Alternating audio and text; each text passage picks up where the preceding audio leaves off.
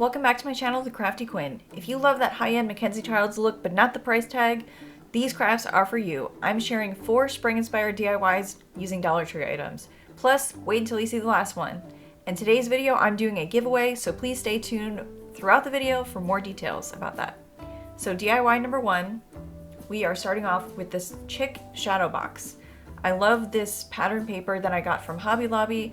It reminded me very much of MacKenzie-Childs when I saw this first years ago, and I didn't know what to do with it until I was making this video. So first I used this shadow box that I got at Dollar Tree to trace out the shape on top of this craft paper. So this box is a 5.5 by 5.5 box, and they are normally found in sets of 3 at Dollar Tree, but each box is purchased individually. So I do want to make sure to note that. And I did leave a little bit more kitten content for you today. This is my kitten Pumpkin. She's 7 months old. We found her on Thanksgiving at my husband's grandparents' farm. She has been through so much, but she is now a healthy kitten and we're so excited to welcome her into the family. So just measuring out this scrapbook paper for this box, I just had to use that box to trace out the shape that I needed, and then I just kind of had to keep cutting a little bit. You can also use a paper slicer to get more exact cuts, but I did also lay the box on top of it and just kind of draw a line just so I could get a straight edge to cut the paper down a little bit more. And so basically I had to just keep working with it until it seemed like it was going to fit.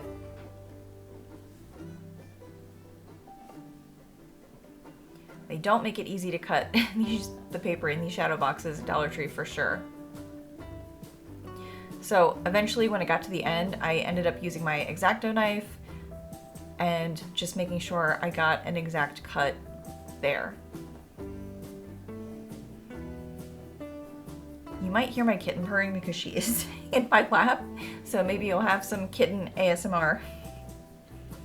So this is light blue, and it is from Folk Art, and it is a satin finish, I think it says on the bottle, but this color, I absolutely love this for spring. I feel like this is going to be my go-to this year, but I'm just using this to coat mostly the inside of the box and the outside.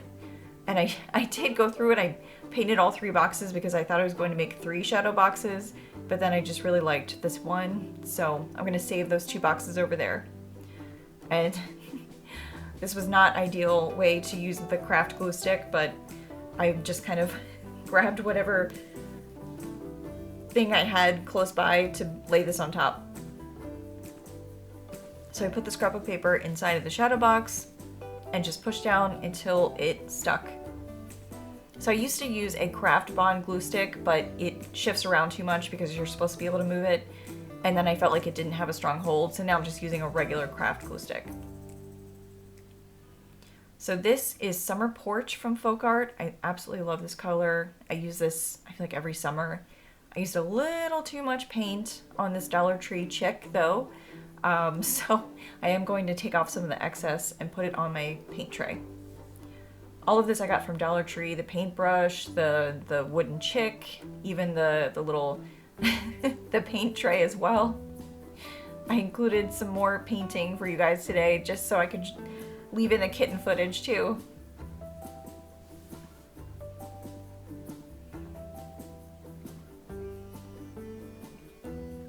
She was very observant throughout this craft.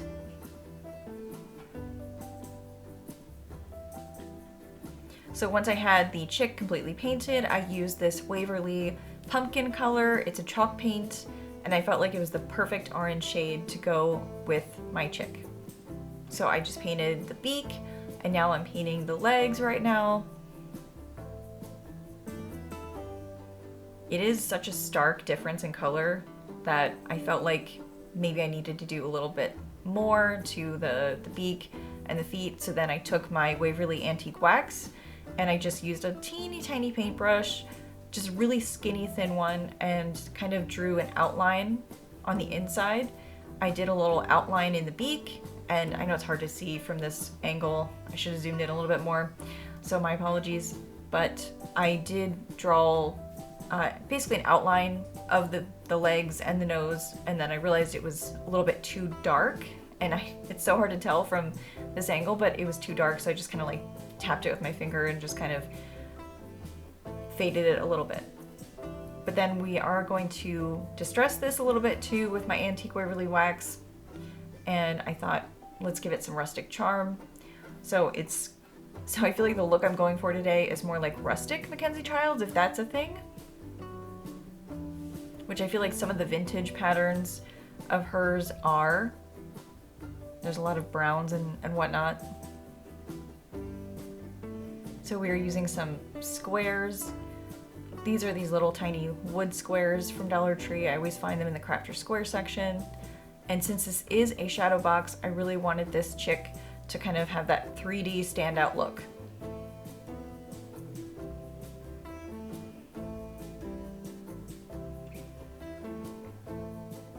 And I think mission accomplished. So for some finishing touches, I wanted to add some flowers. I felt like with a lot of MacKenzie-Childs stuff, I saw a lot of flowers. Some of them kind of 3D looking flowers kind of standing out. So I thought this also made things pop. And we are done with our first craft. This is the end result of DIY number 1. This is a chick 3D shadow box. And I have to say, I really love this checkered pattern. And you're gonna see more of that throughout. DIY number 2. So this, I grabbed one of Dollar Tree's, I guess, I don't know what you call it, one of those Easter eggs, a large Easter egg shape, not a regular wood cutout, but they're really thick. And there was a carrot shape, so I grabbed one of those too. I ended up not doing anything with that, but with the large egg wood cutout, well, large egg wood piece, we are going to trace, which you just saw me do. And I'm using more of this checkered pattern scrapbook paper. Also got this from Hobby Lobby. And I'm using more of my glue stick. And again, this was a bad idea, as I quickly learned to do my glue stick on top of the project that I'm about to lay this on, because then I got it on the wood piece, and then what was on the wood piece transferred to my scrapbook paper to the front of it. And that didn't look so great. So I had a little panic attack when I flipped it over and saw that I had glue on the front of this, and it was in the shape of the egg. And I realized, oh no. So yeah. So I quickly learned my lesson because I hadn't used a glue stick in a while. But luckily it did come off. I just kept rubbing it off, and it did eventually come off. So it ended up not mattering. So this is a Dollar Tree calendar that I'm going to be giving away. This is one of them. And then I'm so excited that I'm going to be using this in today's project. So this calendar, I'm so glad I found these at Dollar Tree, but I'm using the April month flowers, which is awesome because it's my birthday month. But for this giveaway, I wanted to make sure you guys know the rules. So I did find these Dollar Tree calendars. They're about $2 each now at Dollar Tree. So I managed to score some extra ones at my Dollar Tree. And so if you want to enter in, we have 3 sets of Dollar Tree 2026 calendars. I'll show you the sets at the end, but there's going to be 3 winners. So to enter, make sure you're based in the US because I can't ship this internationally, but make sure first you're subscribed to my channel to enter. Comment below your favorite craft from this video, and also tell me what types of crafts you usually love to make.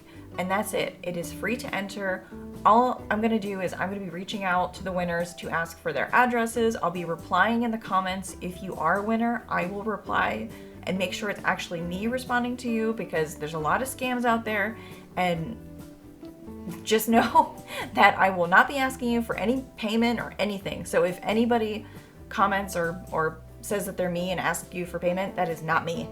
So, because I've seen that happen with other crafters and things like that, but I will be reaching out to you personally.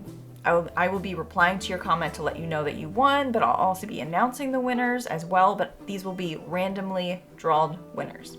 So those are all the rules, and that's all there is, and the winners will be chosen at random, and I will be announcing the winners in a few days just to give enough people time to enter.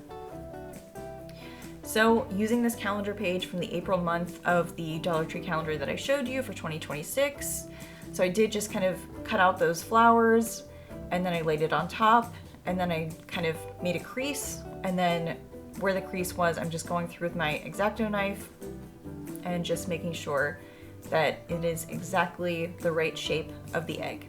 And once I'm happy, I learned my lesson and I took the cardboard backing from this Dollar Tree calendar and laid the paper on there to use my craft glue stick with. So it was basically a perfect fit. And we're just gonna lay it down, make sure it adheres. And this glue stick actually worked great. So then I just wanted to add a little bit of trim that kind of reminded me of like a MacKenzie-Childs style, besides the flowers at the bottom, which I did see like an Easter egg had the flowers at the bottom, like 3D flowers. So that's kind of what I was thinking when I was making this craft. And then this is a pack of trim, burlap trim, that I got from Dollar Tree a couple years ago. So I am using some things from my stash today, but they are things that I've been wanting to use. So we're just gonna glue that on there. And then some of the paper I had a little bit of excess paper, so I'm just using my finger sander and just kind of swiping over it, and then it is perfectly adhered to the shape of the egg. So any bit that just runs over like that, you're just gonna wanna swipe over it, and then voila. And now it is exactly how I envisioned. So I'm in love with how this egg turned out. I love it, you guys. So let's move on to DIY number 3. So for DIY number 3, we have this wooden chick from Dollar Tree. They have this, I think, every year, at least as long as I've been crafting from Dollar Tree stuff. But we are going to be taking this folk art summer porch color and just painting the entire chick with it. I have to say, I do love that this wood cutout, or whatever you want to call it, has some graininess to it. You can actually see like the wood grain on it, even though it's faux wood. But it does make for an interesting texture when you're going through and trying to distress this.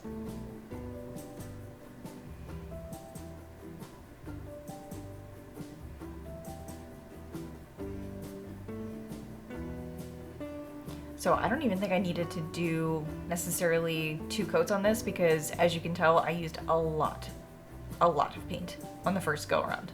So I really had to let it sit for a while and just let this dry, because I didn't want the crackled look on this. So after it was cured, then I'm just taking my Waverly Antique Wax, and we are going to use my chippy brush to distress this. So I just take a little bit from the lid, draw a few X's on a paper towel, get the excess off, and then just start swiping downwards on this. And I start at the edge and then go downwards, and it kind of catches the edge, as I like to say, and gives it a nice look. But I've also tried with this one, I tried to not let the brush stop anywhere in the middle so that it just looked like clean lines. And so I tried to just make sure to keep going all the way down from one side to the other. The feet were fun as well. It almost looks like the feet were kind of muddy and almost like a rusty kind of color. But I realized that, yeah, if I just started from the bottom and just kept going just throughout without stopping, that was really the better look for this chick. So then once I had that pattern going, I just kept going throughout the entire thing until it was finished.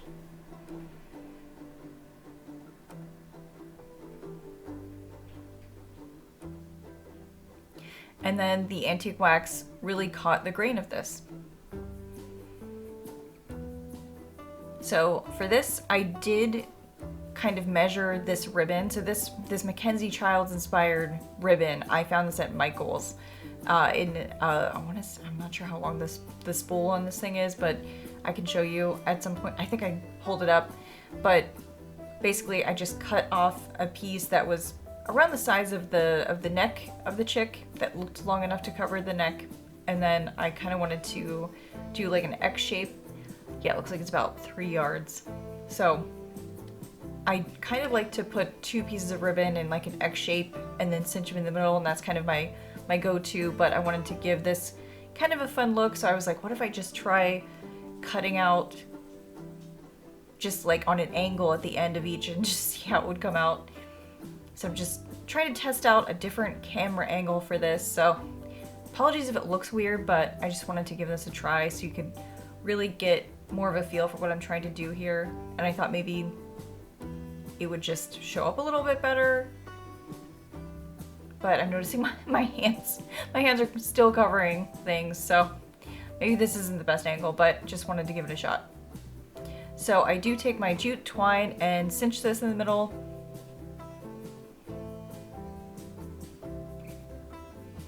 And you just pull it as tight as you can until your knuckles turn white, and then you know you've got it. And I apparently did this very, very tight on the first time I did this.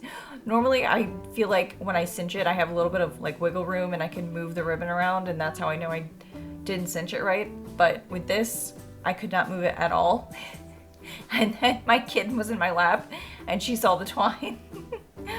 Oh my gosh, Pumpkin, she's a troublemaker.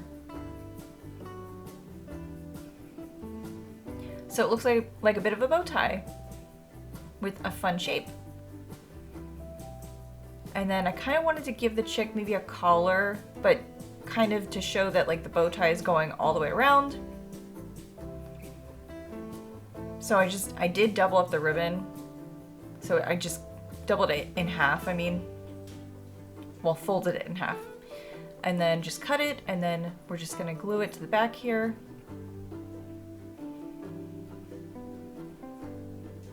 I wanted to make sure I had just about an inch or so just to fully hold this in place.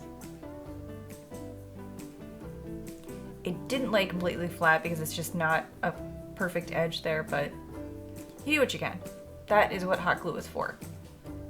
So then we're just gonna hot glue down the bow tie. This is really just a quick and easy fun little project. And I took more of these paper flowers. Oh yeah, I forgot to mention, these are paper flowers from the Paper Studio, and I found these at Hobby Lobby. I never buy these full price. I always try to get them like the 30 or 40% off time. So when I see that they're 30 or 40% off, I grab them. So I have packs of these. I feel like I have a drawer full at this point, but I love these. They're so great. I used these for like Mother's Day projects a few years ago, I guess. But here's the finished look of the chick. So if you see that ribbon at Michael's, now you know what you can use it for. So when I saw this bunny Happy Easter sign at Dollar Tree, I knew immediately that I could do some MacKenzie-Childs inspired decor with this. And of course, you know, there's 3 different color in this like checkered pattern here, but basically what I decided to do with this is the white squares could stay white, but then I just painted over them. And then there were a lighter shade, kind of stripy pattern, and I just painted over that with white as well. And then the only squares that I'm painting black are the darkest color ones, because I'm like, well, they're already like a darker shade anyway, so I'm just gonna paint them with my black ink color from Waverly and just completely coat it. So these bunnies are glitter. And instead of taking off all of the glitter and then potentially messing up the bunnies, I just decided to paint over the glitter. And really, I mean, the glitter is covered, so it does work. And then I just made sure that I wasn't dipping my brush full of glitter back into the paint bottle, and that's what these little paint trays are great for. So I mostly started with the ears and kind of did a little diagonal shape, but I felt like I kind of have to make up for some of the shapes as I went along if I accidentally covered them or something like that, but you just kind of do your best. It kind of felt like I was doing paint by numbers or like a coloring book, and it was really relaxing, super therapeutic. So if you have a lot of time on your hands, this is definitely the project for you. But this, I had to spread out the painting of this across like a couple nights because like I felt like I was holding it close to my face to paint it. And so it took me a little bit longer because I was trying to capture this on my camera. But I just felt like I could really do the lines better holding it close up to my face. I started off with like a larger brush, and then I realized it was too large because these bunny ears and just bunnies on this sign are much smaller. So I decided to go with a much smaller brush, and I tried to find like a small angled brush, but I don't think that's completely necessary for this. And you know, with them already being squares on here, it gives you a great outline to work with.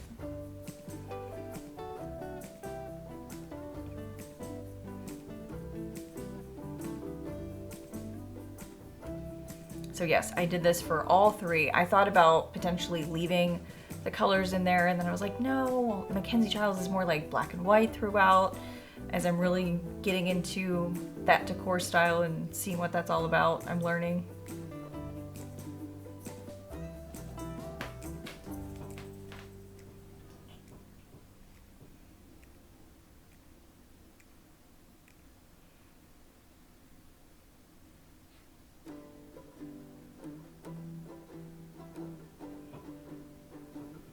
So yeah, I just repeated this for all three bunnies, and it definitely took some time. And I did take off the little cotton tail at the end, and then once the bunny was done, just glued it right back on. And then I didn't know what to do with this. I mean, it's great for if this was an Easter sign, but I didn't necessarily want this to be an Easter sign. I figured, why not just do like welcome spring or something like that? And then of course I couldn't find the exact words and letters I was looking for, so I did kind of have to mix and match some wood pieces, but you'll see. And then when I was painting this, I kept saying to myself like, happy clouds, happy clouds. I was thinking about Bob Ross when I was painting this. Do you guys know Bob Ross, the painter? I did not learn about that until much later in life, but I'm sad I missed that show. So I'm using more of the light blue color from Folk Art. And the spring, this spring word here, I think I found this from Joann's Fabrics before they closed, I want to say. It is so difficult to find a wood cutout of the word spring at craft stores these days. I don't know why, but this past spring season when I've been looking, have not been able to find them. Words like welcome, I can easily find them at any store, but it's a shame they don't have more of like the seasonal ones like spring and summer, things like that. I don't know.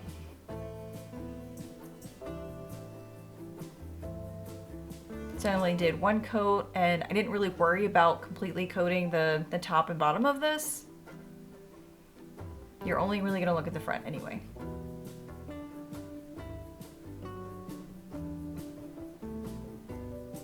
So just cover it as little or much as you want.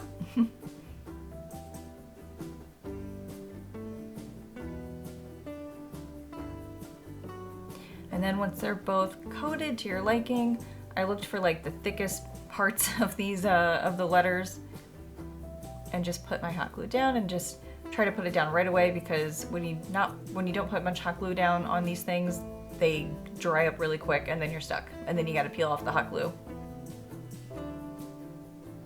It's so difficult in these tiny little skinny letters, but it gives it an interesting look. But overall, I think I covered the MacKenzie-Childs look with this one. This was probably one of my favorites, even though it took the longest, you guys. So these are the 3 sets of Dollar Tree calendars up for grabs. Like I said, I'm going to be picking 3 winners, so make sure to enter below in the comments with the instructions. I'll be putting the instructions again in the description of this video. Thank you guys so much for watching, and I'm excited to pick some winners. And if you want to check out more of my videos, watch them here on the left. Let's keep in touch on social media, Instagram, Pinterest, TikTok. I also have a website, thecraftyquinn.com, where you can read my blogs. Thanks so much. Bye.